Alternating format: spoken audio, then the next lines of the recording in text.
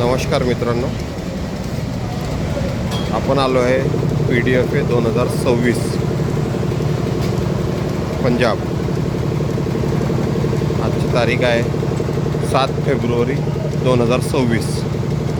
इथे आता बघू शकतोय उद्यापासून मिल्किंग कॉम्पिटिशन चालू होणार आहे।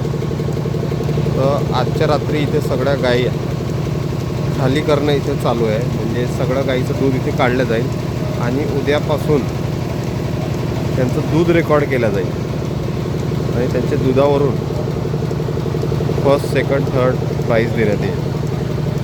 बघू शकतो आपण